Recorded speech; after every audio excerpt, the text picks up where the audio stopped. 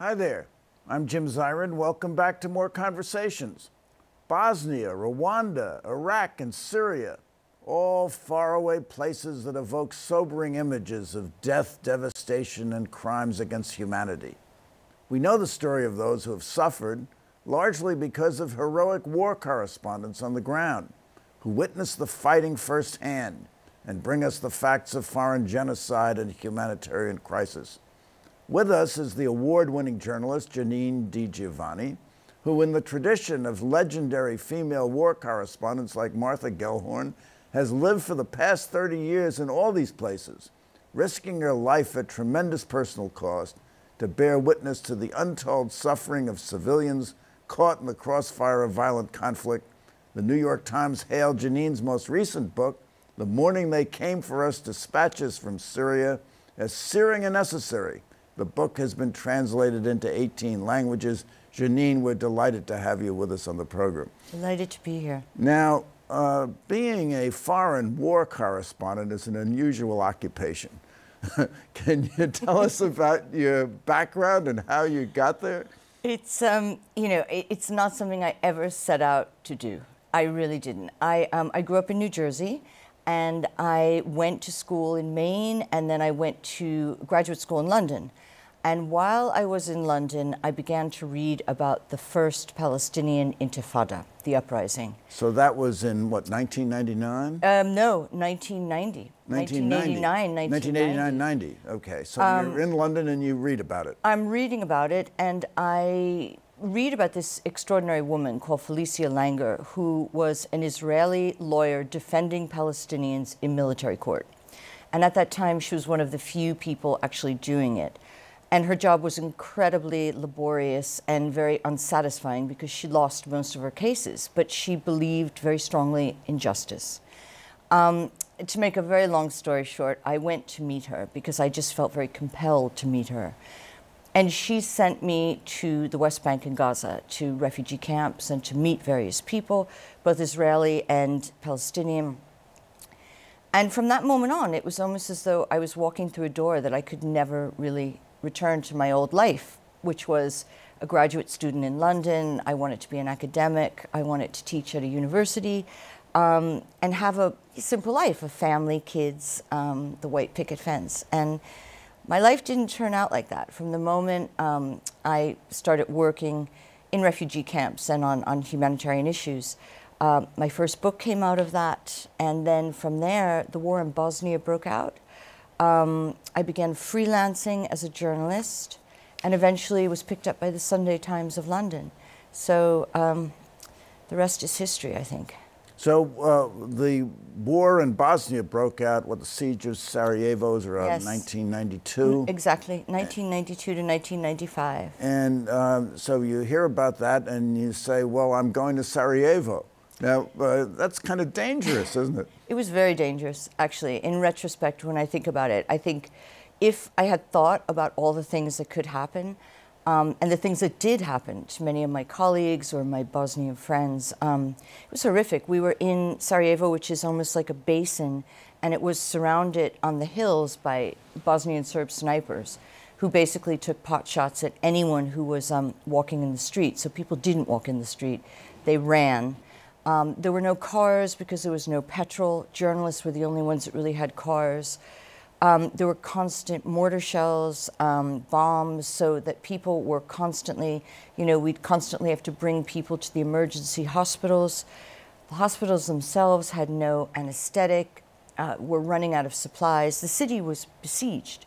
So it was a medieval siege. There was no water, no electricity.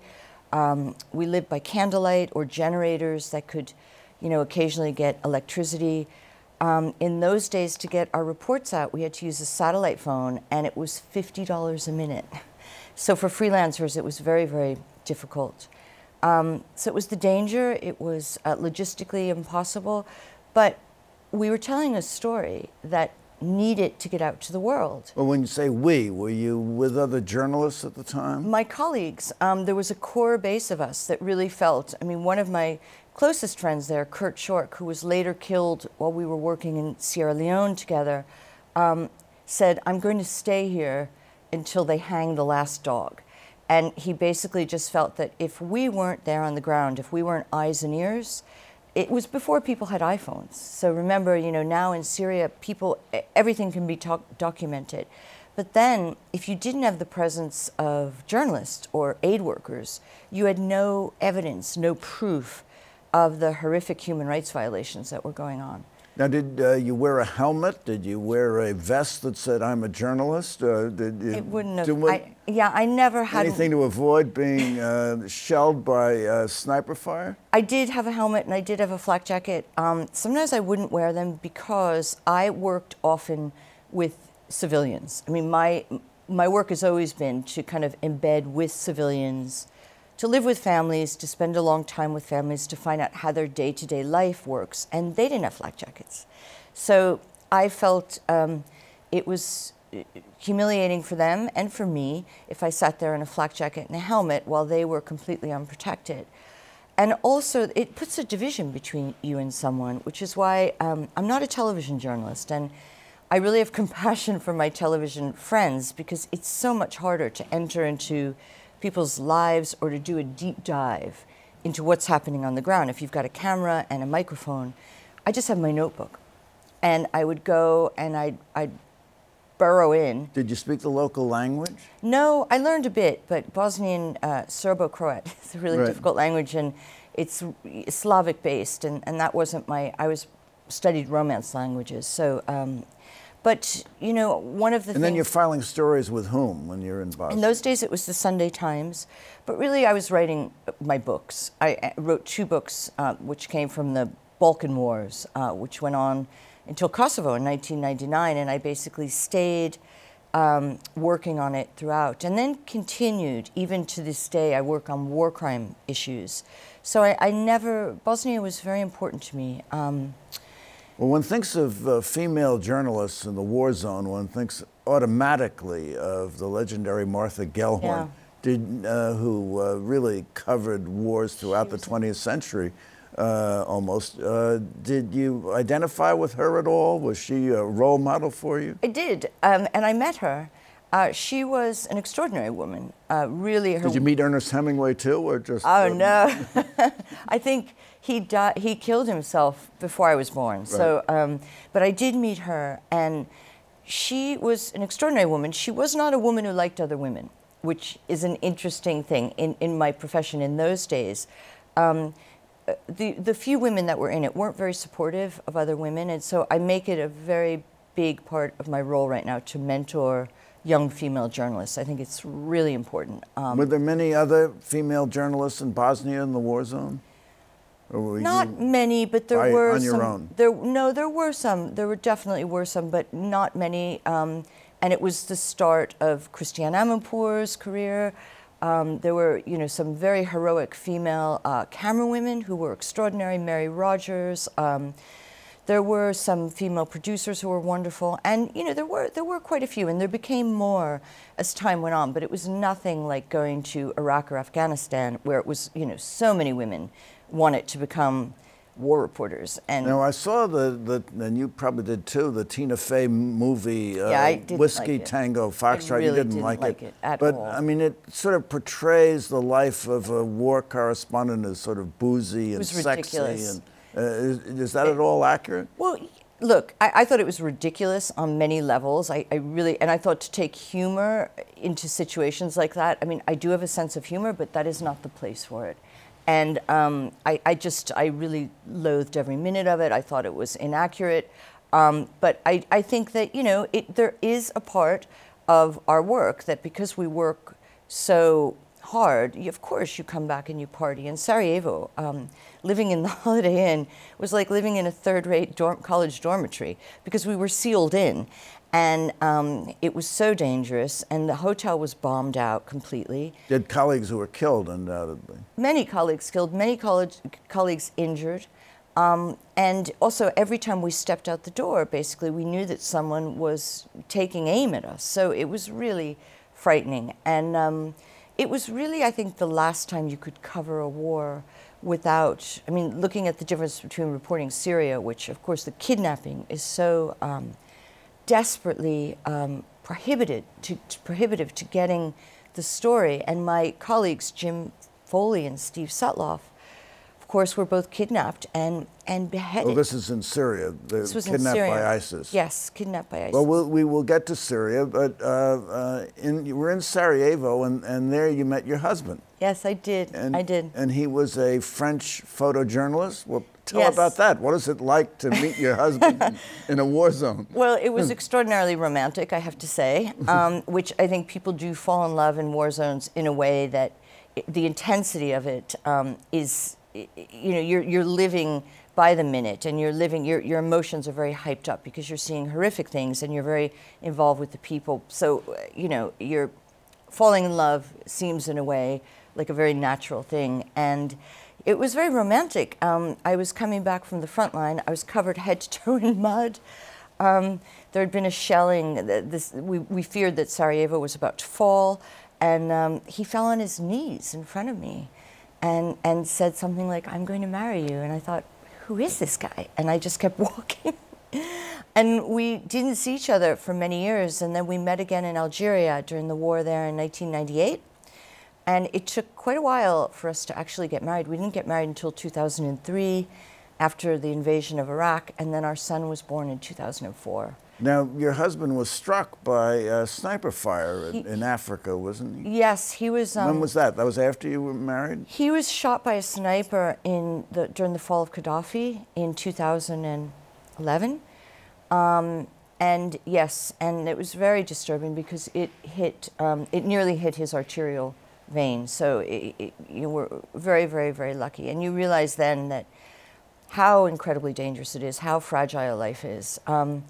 And often when journalists are killed, like yesterday in Kabul, 9 journalists were killed, we often forget that many, many civilians were killed as well.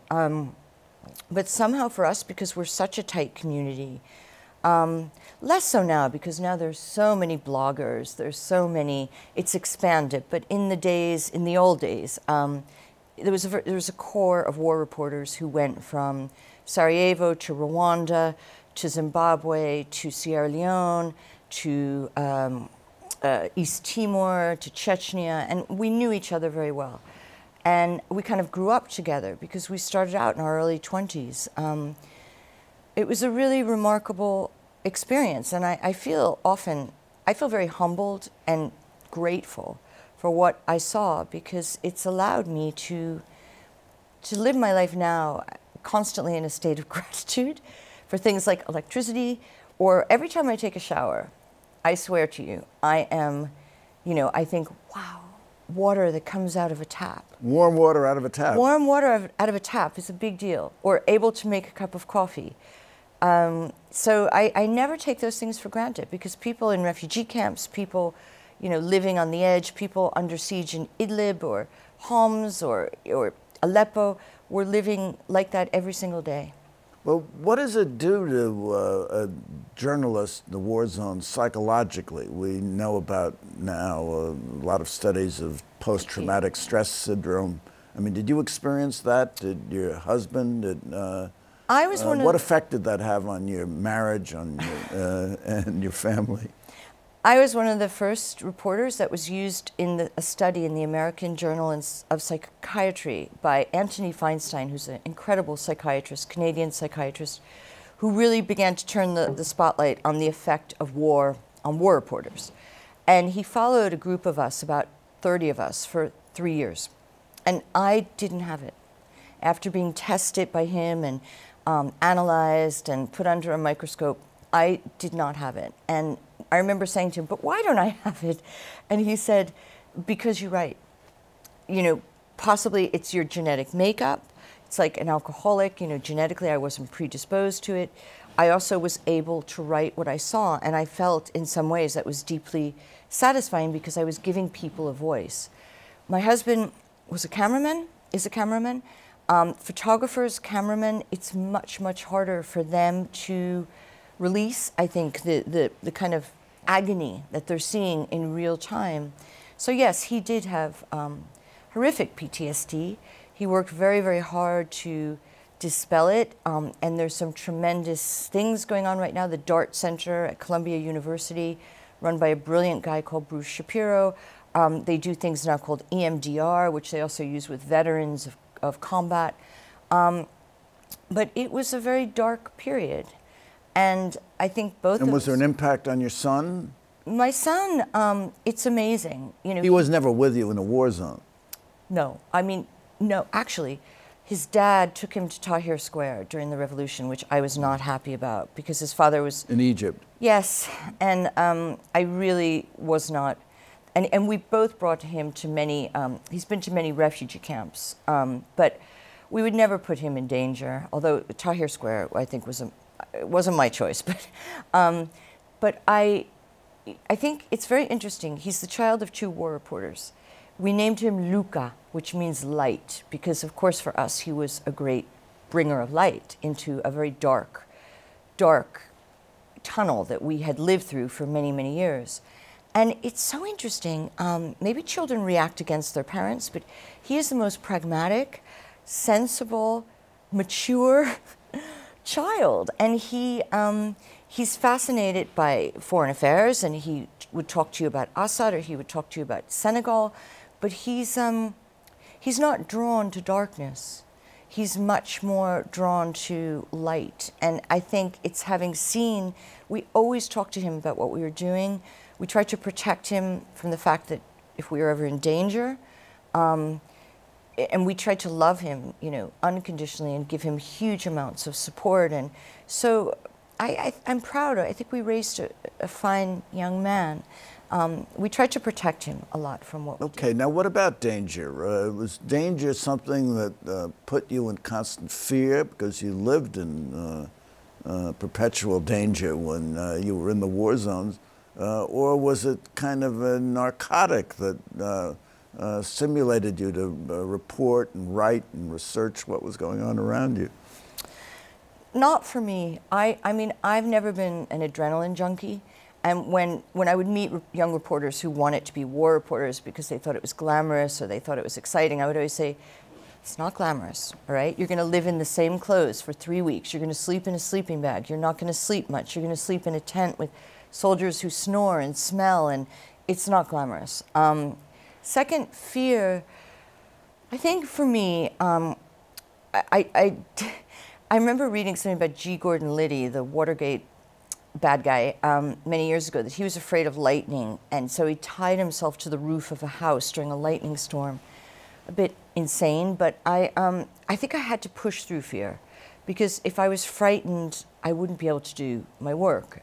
And after my son was born, I really took it down a different level. I mean, if it wasn't necessary for me to be on a direct front line with heavy shelling, I didn't do it.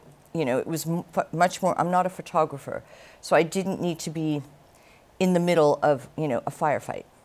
I did need to be in hospitals, and I did need to be talking to people on the ground. So if I would go to Aleppo, was it really urgent? Okay, so we're in Aleppo, we're in Syria now. Well, in 2011. 2011. You hear about Assad's crackdown on the Syrian rebels and protesters. Where are you? I was covering the Arab Spring. So I had gone all through Tunisia, Egypt, Libya, and then Syria breaks out. And you go to Syria? And I go to Syria. And initially...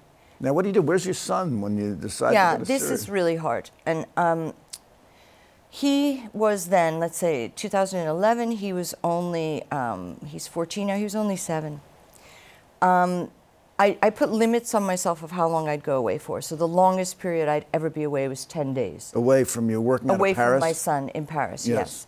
And when I would go, his dad was with him. We never would go away at the same time. We had a kind of unspoken rule. By that point, my husband and I had separated. You know, I'd like to say it was because of issues with the war, but I think it's just very complicated for 2 people, even if they love each other very much, to make things work when you have a lot of baggage. And but we love our child tremendously, and we decided that we were going to bring him up together. So we lived very close to each other in Paris, and when I was away, Bruno would have him. When Bruno was away, he would have Luca. And we managed to make it work. You know, we never left him, we never were both not there. One of us was always there. We try to explain to him before we'd go what we were doing. Sometimes, you know, I'd soften it the same way I would for my mother. I would never tell her, you know, I was in Kabul while the Northern Alliance were, with the Northern Alliance, I'd tell her I was in Tajikistan working with refugees. So I think you can lie, little white lies to kind of protect the people you love. Okay, well, Syria is a complicated situation, and it's really difficult at times to tell who are the good guys and who are the bad guys. In your book, you quote Harold Zinn, who says it's important for thinking people not to be on the side of the executioners. But who are the executioners in Syria? What do you see as the United States foreign policy goals in Syria, if any? Do we have any dog in this fight? I don't think we do. I think we relinquished that in 2013 when President Obama decided he wasn't going to cross the red line that he had set.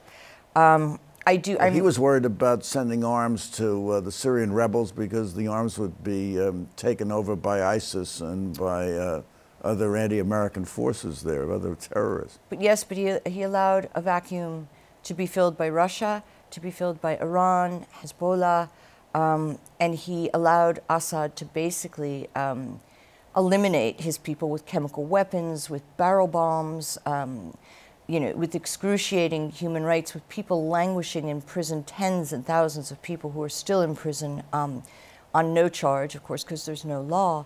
So I'm very bitter about that because I do believe that we could have done things differently. So let's move forward because we can't really have hindsight about what might have been. What could we do now? Russia has foreign policy interests in Syria. Absolutely. They've had a naval base in Tartus since 1971. They oppose regime change anywhere, at least forced regime change anywhere in the world. Iran is trying to stir the soup, and you do have a Shia Alawite regime governing the country. But what's the United States' interest? Well, we don't want a failed state in the Levant because it will breed, I believe, working very closely with refugees in Lebanon, in Turkey, in Jordan. These people have been sitting in refugee camps for 7 years. Think about a child born in a refugee camp. Think about him in 10 years. It is so easy to radicalize someone when their life is absolutely miserable. And their lives are miserable. They're not being educated. They're very vulnerable and susceptible to, let's say, you know, radical Islam, radical politics. In Lebanon, in northern Lebanon, in Tripoli, which is very close to Syria, it's incredibly easy to enter they're not refugee camps, by the way, they're settlements, because the Lebanese government doesn't want them to stay there permanently. Very easy for anyone to walk into a settlement, get a group of young guys and talk to them about, you know, how miserable their lives are, and there is an answer. And while President Trump is very happy that he's obliterated ISIS, I disagree, because I don't think ISIS are obliterated. I think you cannot kill an ideology, and I think you can bomb Raqqa into a parking lot, but you will still have people who will adhere to the tenets of it. And also who are angry, who are frustrated, all over Europe. What about the refugees? Do you think ultimately they want to go back to Syria? Absolutely. They do. Yeah. So if they ended the conflict, refugees would go back from wherever it is that they're encamped. Well, our first priority, I mean, if we have to make recommendations right now, is to try to get people home to a safe place. Syria is nowhere near safe right now. And also repercussions. I mean, if the Assad regime does stay in place, how, you know, do these people need to be protected? Do we need UN peacekeeping troops? Do they need any kind of protection? How will Syria be divided? What about the Kurds? You know, we often forget about the Kurds. Our allies. Our allies, who, if it wasn't for them, we would not have been able to push ISIS out of Mosul and out of Raqqa. So what do we do? So what's the way forward? What do you think is going to be the outcome? What do I think, or what would I like to see? Well, how do you think it's going to play out? If Assad manages to stay around, it appears he will, unless something happens to him, then I think that, I mean, the most important thing to me to see is that justice in some ways prevails. we are gathering evidence. There's a tremendous amount of the evidence of war crimes. Of war Unfortunately, we have crimes to on wrap both up. sides. Yeah, On both unfortunately, we have sides, to but- wrap up. But you applaud President Trump then for the 2 strikes in Syria. I disagree with everything he's done except that. I think he did the right thing. It wasn't enough, and it was too little too late, but he had to do it, and he sent a message. Send a message. All right, well, I have a question for you, Janine di Giovanni. At great personal cost, you have been a war correspondent for some 30 years. What do you think your legacy has been? I hope that I leave behind my books, which really will document what happened. You know, I was there, I saw it. I want people to never forget that this could happen to any of us, and we're only in a safe place living in the US where there's no war right now by pure fate. And this could be you, this could be me, and we should just be grateful every day. So the horror could be you and it could be me. Absolutely. Janine di Giovanni, thank you so much for Thank coming you by. so This much. has been wonderful, and thank you pleasure. so much for your service to humanity. Thank you. And thank you for coming by. Tune in next week for more conversations. I'm Jim Zirin. Take care and all the best.